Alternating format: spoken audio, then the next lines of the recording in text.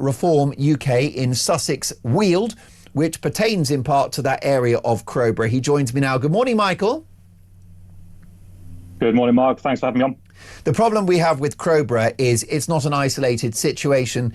600 people, that doesn't even touch the sides when it comes to the sheer scale of the problem. It's about half a boatload on a peak summer's day, isn't it? So, yeah, it doesn't actually solve any sort of crisis. All it does is impact another community, which the government's own line is to say that they're trying to take away the hotels to reduce impact on communities. But instead, what they're doing is put in 600 people, which is more than any hotel. Other than Wethersfield, we would be the highest concentration of illegal migrants in a community. And Crowborough is it's a town that feels like a village. Everyone pretty much knows each other, says hello to each other, really friendly atmosphere. And all of a sudden, we've had these obviously initial 27 people dropped on us, but that will go up to 540, if not beyond, looking at the lands that the camp sits on. And there are lots of social progressives, lots of lefties, Lib Dem voters, Green voters, Labour voters who have woken up and smelt the coffee because the open border experiment is becoming a real world consequence for them.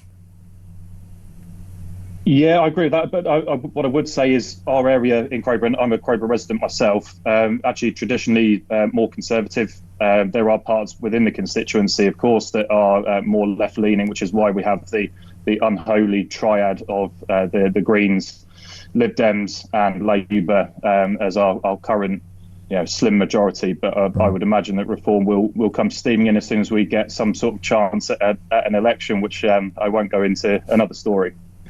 Most definitely, yes. And there is it's a Conservative MP who is responsible for that particular area in her constituency of Crowborough.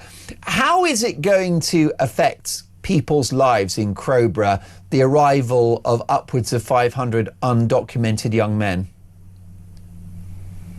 People are terrified. I've been to pretty much every protest that's been. Obviously, I speak to lots of people. I know lots of people in the town anyway. As I said, I'm a resident there. People are scared. People are talking about taking their children out of school. They're talking about not even being able to go to Morrison's, which has an underground car park, to do their shop. People are genuinely scared, and especially the residents in directly by the camp itself, but also the roads nearby, the care home that's just down the road. People are scared. Is there a degree of hysteria here? Some listening to this conversation might think that the threat is overblown. How would you respond to that? I don't think it's hysteria. People are very measured and sensible in Crowborough, generally speaking. And you look at how the communities come together, and I can see you've got obviously the protests on the screen. People are their traditional British stiff upper lip is really coming out. But when people are having candid conversations with you and you're just asking how they're feeling and reciprocating with how I'm feeling as a resident, that's where you hear the stories of the fear. But they'll put on a brave face and they'll continue to do so. And they have the full support of Reform UK. And really, Crowborough is just a case study for what's going to happen across the land. And the issue we've got, Michael, is it's not going to end anytime soon because the supply continues. The elephant in the room is the illegal boat crossings, which are ongoing. Yeah, and there's no sign of them stopping. And I've heard there's up to 2,000 more sites, Crowborough and Inverness being the first two. And so as soon as the government get the chance, they will force through to those 2,000 sites, if that number is correct. So 2,000 Crowboroughs. Exactly right. Wow. 2,000 inevitably smaller communities than big towns. I'm not saying it's right to dump illegal migrants into big towns and that it's their problem, not at all.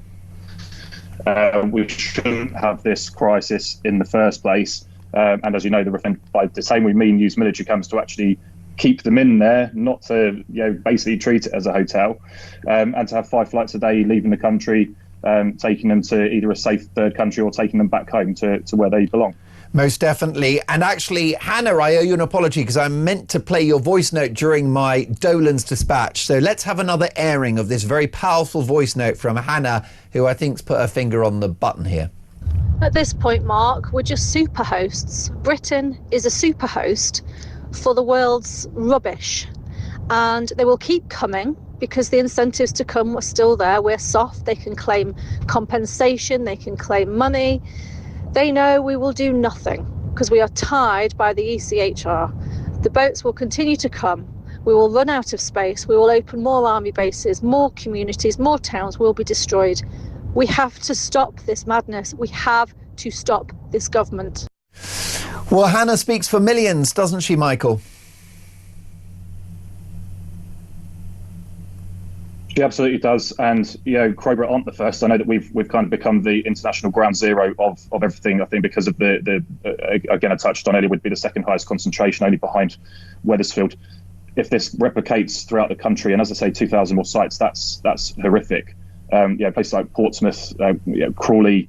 There's so many places already that are communities are trying desperately to speak out. In some cases, they're being censored. Police and crime statistics are, from what I can see, being fudged.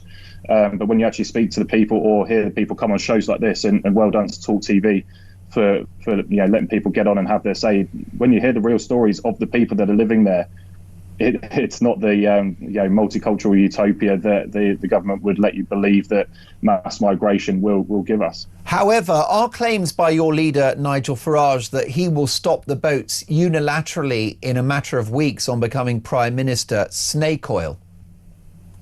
No, not at all. I think the sheer fact that as we get nearer to a general election, that if Reform is still leading in the polls at that time, I think that would be a deterrent in itself. I think that we've seen the policy release. I appreciate that obviously more detail needs to come out closer to the time because you can't write full complete policies this far out. But at least we know where we're going. We have a plan, and we will stop the boats. And I don't think that Labour, I don't think the Tories have a chance. The Tories had 14 years to do it. This Labour government, I think was last year the second highest number of small boats coming in on record. 70,000 already in under Keir Starmer. The boats aren't stopping, they're not even slowing down. As soon as we get to spring, some of those numbers will increase drastically again. Is a focus on illegal immigration racist? Not at all. Not at all. And particularly from our party, we don't care what colour people are, what people's backgrounds are. I myself, my grandfather was from Guyana. There's such a thing as good migration, and everybody knows that. You look at people like Zia Youssef and his family, absolutely brilliant, contribute to society. These are just people that happen to be of a different colour that are coming over on these dinghies illegally, throwing their documentation over. The problem isn't the colour, the problem is the dinghies and having no documentation and no idea who these people are. And we've already seen terrorists coming over, and it's well documented. Listen, a real treat to have you on the show, Michael. Look forward to our next on-air encounter. Appreciate your valuable time. Michael Barrett is the branch chairman of Reform UK.